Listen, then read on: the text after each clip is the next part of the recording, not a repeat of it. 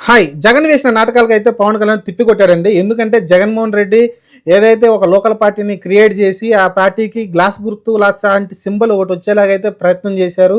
ఎందుకంటే జనసేనకి అది పర్మనెంట్ గుర్తు ఇంకా కాలేదు కాబట్టి దాన్ని లొసుగుగా తీసుకొని పవన్ కళ్యాణ్‌కి గ్లాస్ గుర్తు రాకుండా చేయాలనైతే ఆయన ప్రయత్నించారు. వేరే పార్టీని ఒకటి క్రియేట్ చేసి వాళ్ళ మనిషి ఒక పార్టీని క్రియేట్ చేసి ఈసీ దగ్గరైతే గ్లాస్ గుర్తు మాకే రావాలనైతే వాళ్ళైతే గట్టిగా ప్రయత్నించారు.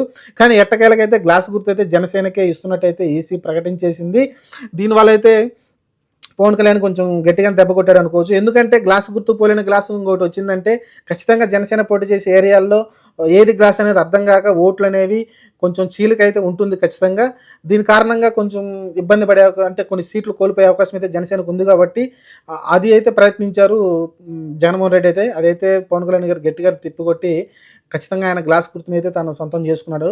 ఓవరాల్‌గా అయితే ఈసీ అయితే జనసేనకి అయితే పర్మనెంట్ చేయలేదు ఈ గ్లాస్ అయితే. ఈ సంవత్సరమన్నా అంటే ఈ 2024 ఎలక్షన్‌లన్నా ఆయన కొంచెం మెజారిటీ అంటే కొన్ని సీట్లు ఎమ్మెల్యే సీట్లు అలానే కొంచెం ఓట్ల పర్సెంటేజ్ కూడా ఎక్కువ ఉండాలి.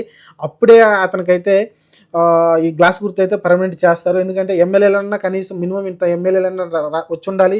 ఎందుకంటే లాస్ట్ టైం ఒక ఎమ్మెల్యే వచ్చారు కాబట్టి అది కూడా మళ్ళీ వెళ్ళిపోయారు కాబట్టి గ్లాస్ గుర్తు పర్మనెంట్ కాలేదు.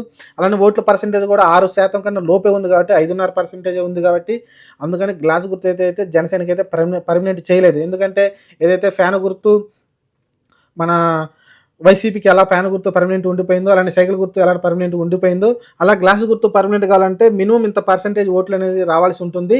అందుకనైతే రాలేదు కాబట్టి ప్రస్తుతం అది పబ్లిక్ డొమైన్‌లో ఉండిపోయింది. అంటే పబ్లిక్‌లో ఎవరైనా కొత్త పార్టీలు పెట్టుకుంటే ఇండిపెండెంట్‌లకైనా గ్లాస్ గుర్తు ఇచ్చే అవకాశం ఉంటుంది కాబట్టి అలాంటి పరిస్థితి జరగకుండా అయితే కాపాడుకోగలిగారు పవన్ కళ్యాణ్ అయితే. ఇది ఓ పైన జగన్ పైన విజయం అనుకోవచ్చు. ఎందుకంటే జగన్ కావాలనే అది ఒక పార్టీని క్రియేట్ చేసి దానికి గ్లాస్ గుర్తులాగా వచ్చేలాగా అయితే ప్రయత్నం చేశారు. హైకోర్టులో కేసు కూడా ఏశారు. మీరు అర్థం చేసుకోవాల్సిన విషయం అది. హైకోర్టులో కేసు కూడా ఏశారు. మాకు ఆ గ్లాస్ గుర్తు కావాలని అయితే దాన్నైతే తిప్పికొట్టారు పవన్ కళ్యాణ్ అయితే.